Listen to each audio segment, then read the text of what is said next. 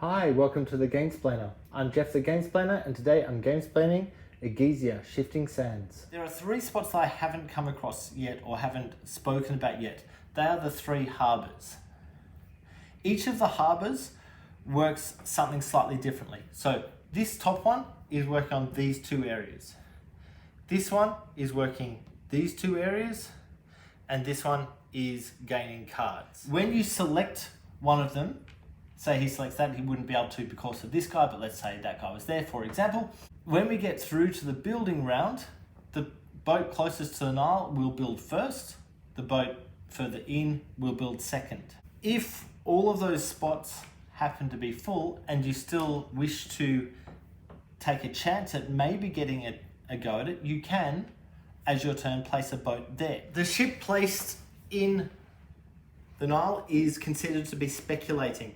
And what that means is when we get through to the build phase, if one of these two ships decides not to build because he can't afford it or he just doesn't want to, the green would then get to build. If both the blue and the red choose to build, then the green would not get to build. And I will talk about those build things in a moment. So once all of the boats have been put out and everyone has done their passing action or has passed, we go to a mining phase. The mining phase is literally looking at these cards and seeing how many stone is being produced. You may have picked that one up or that one. They all go into the mining phase, and you push your stone forward by however many things are available to you at that stage. The next is the feeding phase. You are feeding your guys, your workers. So depending on how far along this track they are, will tell you how much you are going to need to spend to feed them. So to start with, you've got 3 on level 1 and 1 on level 2, which is 3, 4, 5. So you need 5 food to feed them. That guy's really easy because you start with 6 food produced. This guy, however, because he's pushed all of his guys forward, he would need 8 for those two, 6 for those two, so it's 14 total. He only has 6 food. If he had brought this in as well, that would give him 10, assuming that was on that spot. He's still 4 food short. And this is where this card would come in. If he had this card, he'd go, oh, I'm 4 food short. I will use this card, get rid of it, and suddenly all of his guys have been fed. If he was unable to produce that 4 food, then these guys hold their position, but he would lose 3 points per missing grain. So he would actually lose 12 points for not being able to feed all of his guys. Yes, you can go into negative points. Be very aware of that. Okay, once all that has happened with all 3 players, or all of the players at the table, we then go to the building phase. And the building phase is really where this game gets a little bit tricky, because each building or each type of building is regarded slightly differently. So we'll start at the top and work our way down. We start with the obelisk. To build, you are going to need both stone and people. So in the bottom part of the obelisk, it's only going to cost 1 stone and people to build the first level or first 2 levels. Then it's going to cost 2, then 3, then 4, all the way up to the top, which is going to cost you 9. So you have 1 purple guy, which is considered the leader of the slaves, and then 3 different colored slaves. The leader is not, or the purple guy is not able to build by himself. He must be connected with one of the other guys. So if, for example, you wished to build only the first spot, you might just use one of your guys and one of your wheat to build on that first spot. Now, because that's number 1, that would give him 1 point for doing that. Because it's in the obelisk, he would also be able to push up one of these 2 tracks. It's totally his choice which one he pushes up, so he might push up that one. If he wishes to build again, he can absolutely build again. He could flip over both of those, so that's a 1 and a 2, which gives him 3 strengths worth, or 1, 2, 3, 3 bricks as well, and that would cover 1 and the 2, so the 3 points worth on the obelisk. And that would once again, 1, 2, 3, get him 3 points. Notice that he only moves up one of these tracks once. If you're building the top half of the obelisk, you'll move up both of those tracks once, no matter how many bricks you actually build into the space. The other thing he can do while he is here is build on these. These are called the colonnades. To build in the colonnades, you don't have to complete a colonnade, but you must build in the leftmost space in the colonnades that you don't have a brick. So because this color doesn't have a brick here, he will put one there. That gets him 1 point for building just there. It would cost him one guy, which is that last blue guy, and one brick. He is unable to build anything else because he's run out of stuff. Blue can choose to build now. If he chooses, he could go in the Obelisk, but he will not at the moment. If he chooses to build in the colonnade, he must put one in the left-hand column, which costs him one guy. He may choose to put one in the next column if he wishes, which will cost him the second thing. If he chooses to build here, that's going to cost him another 2. This token is taken by the last player to complete this column. So if he wished to go after that column, he would actually need to place in another 3 bricks, and that would cost him another 6, so it's cost him 10 total. He could spend that 10 because he's got the 6 there and the 4 there, but he's only got 7 bricks, so he couldn't actually afford to do that. If, for example, that was up to there, then yes, he could afford to do that. That would bring that down to 0 and flip those guys over to show that they can't do anymore.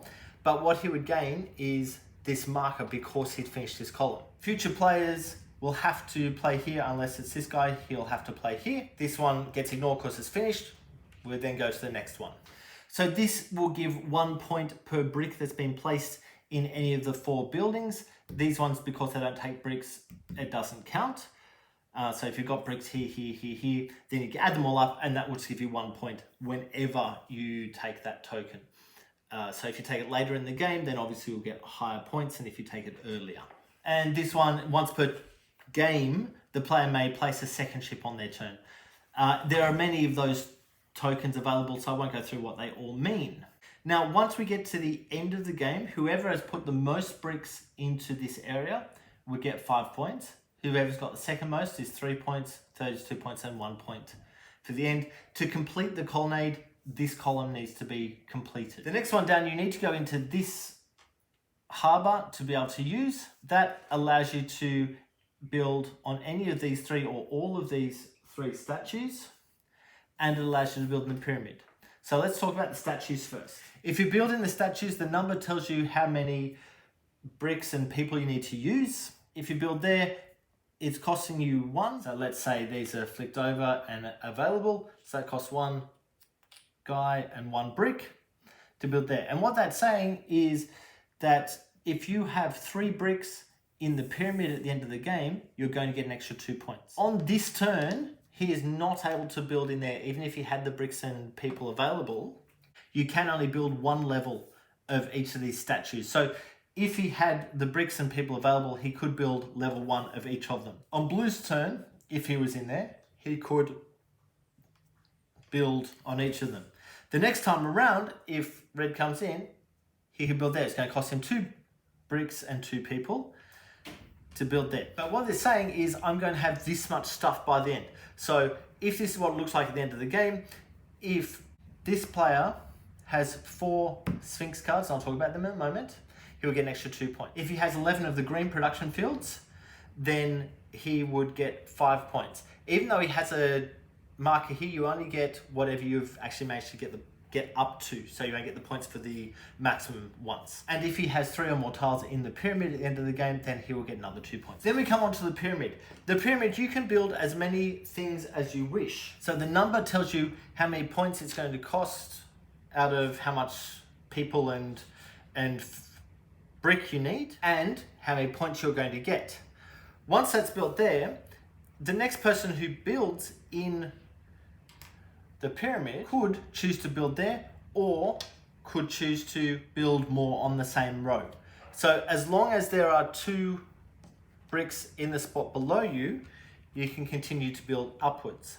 Once the last brick is put into the pyramid, whoever has the most bricks in that pyramid would score points, 1 for each brick. So in this case, this player would score 3 points. If it looks like that, whoever has the brick furthest to the right would score the points. So the green player would score 2 points in that case. And then we come down to the Sphinx cards. What this is saying is, if I have a ship here, I can take a maximum of 5 cards. It's going to cost me to take them. So the same as building. So if I went here, I would spend 5 and 5. So that guy would get flipped over. I would spend the 5 brick to be able to take 5 cards. Out of those 5 cards, I'm only going to choose one of them. Now, because I've taken that spot, it's just allowed me a maximum of 5 cards. I don't have to spend the full 5 to get 5. I could spend 1 and just take the top card. It would be absolutely fine. They are all in-game points. So what you're doing through the game is you're kind of deciding, I think that I'm going to be able to get my purple guy up to level 5. I will take that one. And that goes face down. Notice everyone has one of those cards to start with. There's many, many different versions of those cards. So I won't go through all of them, but you will get some fairly good in-game points if you can get that often. Once that has all happened, the cards that are returned are returned to the bottom of the Sphinx pile. So there's new ones coming up next time. Then we clean up, which is pull all of your boats back. Any extra cards are left over, just take them off. And then replace the cards out of the deck. So if you're on turns 1 or 2, you're going to use this pile. 3 or 4, use that pile. Turn 5, you use that pile. At the end of turn 5, we would go to a scoring. So at the end of the game, you're looking for the player who has the most bricks in the overall pyramid is getting an extra 5 points. If there's any end-game points on the Nile cards, you'll get those points now. With any of your Sphinx cards, if the condition on that card has been fulfilled, you'll get those points now. Any extra points from the statues will be gained right now. And if you're on the 4th or 5th, I think I might have said 5th earlier, but if you're on the 4th or 5th area of the stone pile, you would gain those points now. So that's 1 point for every 2 stone that you have left over. And whoever has the most points is the winner of the game. I think that is it. I will go ahead and have a gameplay to give you an idea of how the game actually plays. If you have any comments or suggestions, please write them below. If you have any games that you would like to be Gamesplaned, please shoot me an email to thegamesplainer@gmail.com. Follow me on Instagram and Twitter @thegamesplainer to keep up to date with the games that I'm playing. Subscribe to my videos to keep up to date with the games that I'm gamesplaining. And until next time, enjoy gaming.